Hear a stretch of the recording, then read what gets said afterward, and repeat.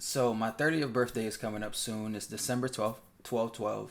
And from about the age of 19, when I got my first full-time job, all the way up until a week before my 28th birthday, I was completely terrible with money management. I never saved a dollar. I blew every dollar I got. I lived paycheck to paycheck.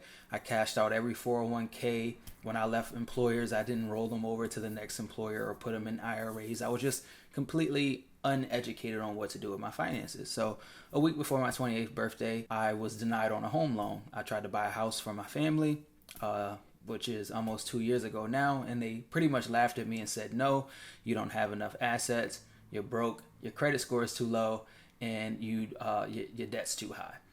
So I went on this whole debt-free mission, educating myself and figuring out what in the world I need to do to change my life.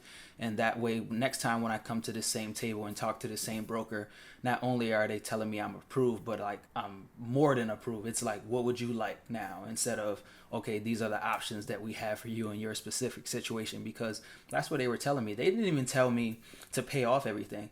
These people told me, oh, well, you got these 10 items that you need to clean up, but if you just take care of these 4 or 5 things, we probably could swing you into something like this.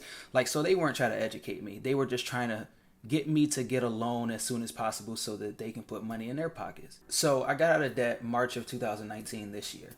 And I wanted to come on here and kind of share with people, what does life look like 6 months after being debt free?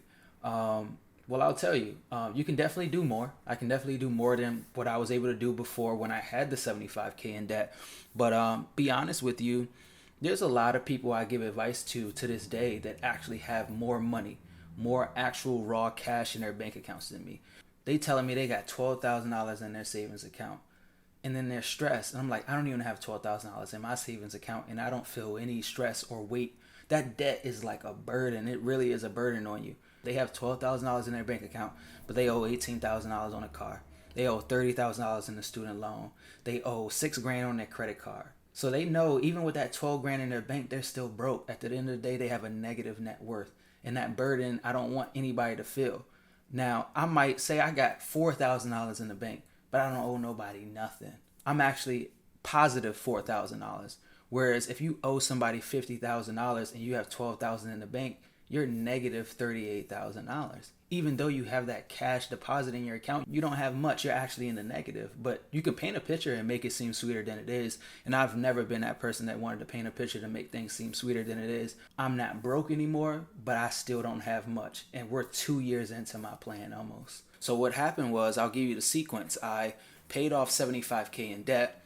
I cleared up my debt March of 2019. I closed on my house May 12th of 2019. So a couple months after I got out of debt, I bought my first house. So I was broke again. I moved into my house with like $800 in my bank account. A lot of people don't know that. I wouldn't even advise that most people do that. I just needed to do what worked for my situation. So now the first thing I had to attack was all the little quirky stuff that you find out is wrong with your home that you don't see in the first 2 or 3 visits before you purchase the home. I'm making a burger like the first week I buy my house, and my whole kitchen smokes up, and I'm like trying to find the vent hood to kick it outside, and I'm like, wait a minute, there's no damn vent hood in my house. I go downstairs, there's water in my basement. There was no water in my basement before I closed on my house. Where's this water coming from? Oh, you need new foundation windows. Immediately I'm hit with these $4,000 bills, $1,000 bill, $800 bill to fix all this little random stuff in the house. So I'm still broke. It's now, we're looking at July, August. Right now in October, what it's looking like for me is I have a little bit of money in the bank.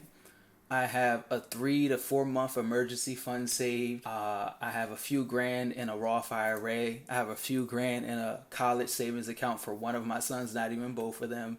And I can enjoy life a little bit more now. I paid off 75K in debt. That means I paid it. I don't have $75,000. I used all of my money to pay it off. I'm broke. And then I immediately bought a house, which cost me thousands of dollars. Then I immediately fixed that house, which cost me thousands of dollars. And then I had to save an emergency fund just in case something happens. I don't use a credit card. That cost me thousands of dollars. I'm just now, 22 months after starting this plan, being able to really put money aside and watch this grow rapidly. But it took almost 2 years to get here. And I need people to understand that.